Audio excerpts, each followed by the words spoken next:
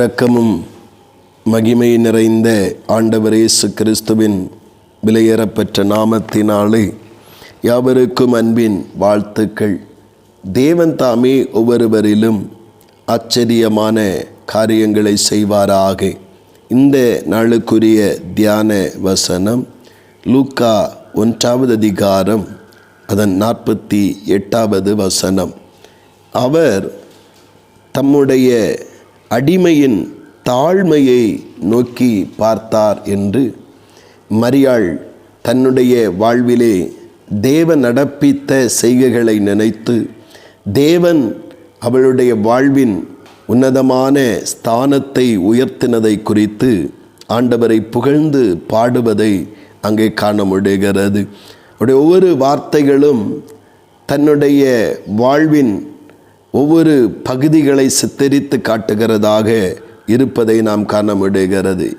தன்னுடைய வாலிபத்திலே, தன்னுடைய அந்த இளம் பிராயத்திலே தேவனுடைய சித்தத்தை சுமக்க வேண்டிய, தேவனுடைய சித்தத்தை தன்னுடைய வாழ்வில் நிறைவேற்ற வேண்டிய ஒரு வாய்ப்பை கர்த்தராகிய தேவன் ஏற்படுத்தி கொடுக்கும் பொழுது தன்னுடைய வாலிபத்தில் இந்த உலகத்தின் எதிர்பார்ப்பிற்கு மாறாக, உலக கணிப்பிற்கு மாறாக தான் நிறைவேற்றப் போகிற தேவ சித்தத்தின் அந்த மகிமையை உலகம் புரிந்து கொள்ள முடியாதபடிக்கு அவமானங்களும் பாடுகளும் நிந்தனைகளும் தனிமையும் ஒதுக்கப்படுதலும் வரும் என்று அறிந்து ஆண்டவருடைய அந்த சித்தத்தை நிறைவேற்றவள் ஆயத்தமாகிறாள்.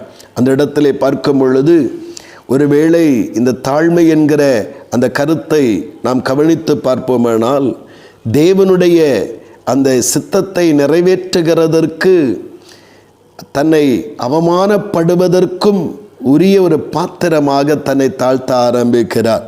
இன்றைக்கு ஆண்டவருடைய நாமத்தினாலே மரியாளை இன்றைக்கு வரைக்கும் புகழ்ச்சிக்குரிய நபராக உலகம் இன்றைக்கு பார்த்து கொண்டிருக்கிறது என்றால் கர்த்தருடைய சித்தத்தை சுமக்கிறதற்காக தான் அவமானப்படுவதற்கேதுவாக தன்னை தாழ்த்துகிறவளாய் காணப்பட்டாள். அதான் சொல்லுகிறார், என்னுடைய தாழ்மையை அவர் நோக்கி பார்த்தார் என்று சொல்லுகிறார்.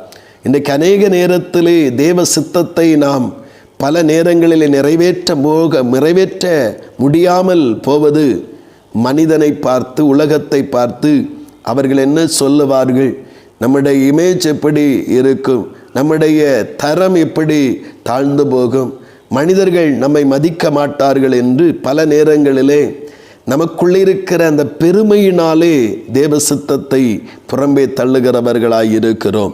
ஆனால் மரியாளை பாருங்கள், அவமானம் வரும் என்று தெரிந்தும் அந்த தாழ்மை அவளுக்குள்ளே இருந்தபடியினாலே தான் அதை சந்தோஷமாய் ஏற்றுக்கொண்டாள். இன்றைக்கு நம்மளே அவை பல நேரங்களிலே மனிதரை பார்க்கிறோம், உலகத்தை பார்க்கிறோம். காரணம் நமக்குள்ளே இருக்கிற அந்த பெருமையின் தாக்கங்கள். இவர்கள் இப்படி, மனிதன் என்ன சொல்லிவிடுவான், இல்லை நான் ஒரு நபரை பார்த்து பேசும் பொழுது, இது ஒருவரை சந்திக்கும் பொழுது, இல்லை ஒருவருக்கு இயேசுவின் அன்பை எடுத்து சொல்லும்போது, இல்லை ஒருவர் வீட்டுக்கு சொல்லும் பொழுது, எப்படி இயேசுவை சுமந்து கொண்டு நான் செல்லும்போது என்ன நினைப்பார்கள், தவறாய் நினைப்பார்களே, அப்படி என்கிற அந்த எண்ணம், நம்முடைய இமேஜ் பாதிக்கப்படக்கூடாது என்கிற ஒரு பெருமை நமக்குள்ளே இருக்கிறது. இதை எப்பொழுது நம்மை விட்டு அகற்றுகிறோமோ அப்பொழுது இந்த மரியாளைப் போல நாம் ஆண்டவருடைய சித்தத்தை சுமக்கிறதற்கு ஆயத்தமாவோம். அது ஒருவேளை அதை சுமக்கும் பொழுது புரிந்து கொள்ளாத உலகமும் புரிந்து கொள்ளாத உறவுகளும் ஆரம்பத்திலே அற்பமாகவும் தரக்குறைவாகவும் நடத்த ஆரம்பிப்பார்கள். ஆனால் முடிவிலே தேவ மகிமை வெளிப்படும் பொழுது அது நம்மளுக்கு கனமும் மகிமையும் உண்டாக, உயர்வுள்ளதாக, மேன்மையுள்ளதாக அது மாற ஆரம்பிக்கும். அப்படியானால் தேவ சித்தத்தை நான் செய்கிறேன் என்று கரங்களை உயர்த்துவதல்ல, தேவ சித்தத்தை செய்கிறேன் என்று ஜெபிப்பது மட்டுமல்ல, அந்த தேவ சித்தம் நிறைவேற்றுகிற தாழ்மை நம்மிடத்தில் இருக்கிறதா என்று பார்க்க வேண்டும். தாழ்மை இருந்தால் அவமானமும் நமக்கு பெரிதாய் தோன்றுவதில்லை. தேவ சித்தத்தை நிறைவேற்ற வருகிற எந்த தீமைகளும் நமக்கு பெரிதாய் தோன்றுவதில்லை. இன்றைக்கு பல காரியங்கள் தேவ சித்தத்தை நிறைவேற்ற முடியாதபடி நம்முடைய இனப்பெருமைகள், ஜாதி பெருமைகள், பதவி பெருமைகள், நம்முடைய படிப்பின் பெருமைகள், நம்முடைய சுயத்தின் பெருமைகள் தடுத்து விடுகிறதே. இவைகளை தூக்கி எறிவோம். அப்பொழுதுதான் நம்முடைய ஆண்டவராகிய தேவன் நம்முடைய தாழ்மையை நோக்கி பார்த்து நம்மை தேவ சித்தத்தை சுமக்கிற பாத்திரங்களாய் தெரிந்தெடுத்து இந்த உலகத்திலே நம்மை மேன்மையுள்ளவர்களாக, கிறிஸ்துவின் பிரோஜனமுள்ள பாத்திரங்களாக நம்மை பயன்படுத்தி மகிமைப்படுத்துவார். தேவன் தாமே இந்த வார்த்தைகளால் நம்மை ஆசீர்வதித்து நடத்துவாராக. ஆமேன், ஆமேன். செபிப்போம். பரலோகத்தின் நல்ல ஆண்டவரே, பரிசுத்தமான நல்ல காலை நேரத்திற்காக உமக்கு நன்றி செலுத்துகிறோம்.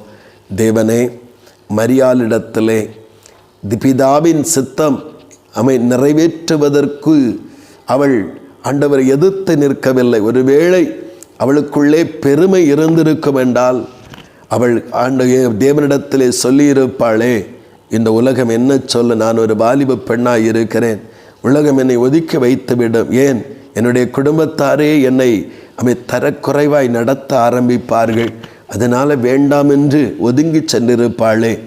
இல்லை, தேவ சித்தத்தை நிறைவேற்றுவதற்கு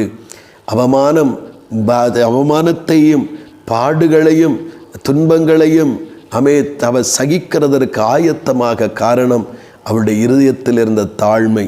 கர்த்தருடைய வார்த்தைக்கு ஆண்டவரை செவி கொடுத்து தன்னை தாழ்த்தி கீழ்ப்படிந்த பொழுது அவள் ஆண்டவரை மகிமைப்படுத்தப்படுகிறதை நாங்கள் அறிகிறோமே. ஆண்டவர் பாட முடிகிறது, கர்த்தர் அடிமையின் தாழ்மையை நோக்கி பார்த்தார். ஆண்டவரே, நாங்களும் பல நேரங்களிலே தேவ சித்தம் செய்கிறோம்.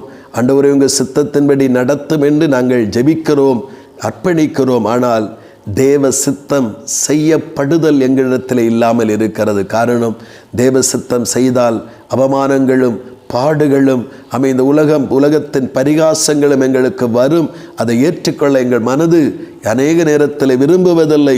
காரணம், அந்த மனதின் ஆழத்தில் இருக்கிற பெருமைகள் இன்னும் எங்களிடத்தில் ஒழியவில்லையே. தகப்பனே, இதை சுட்டி காட்டி இந்த காலை நேரத்தில் எங்களோடு பேசுகிறீங்களப்பா. நாங்கள் இன்னும் ஆண்டவரை அவமானப்பட்டாலும் பரவாயில்ல, ஆண்டவர் தேவ சுத்தத்தை நிறைவேற்றுகிற தாழ்மையின் கீழ்ப்படுதலையும் எங்களுக்கு தாரும். அப்படி நீங்கள் நடத்தி செல்லுகிறபடியாய் ஸ்தோத்திரம். இயேசு கிறிஸ்துவின் மூலம் செபிக்கிறோம் ஜீவனுள்ள நல்ல பிதாவே. ஆமேன், ஆமேன்.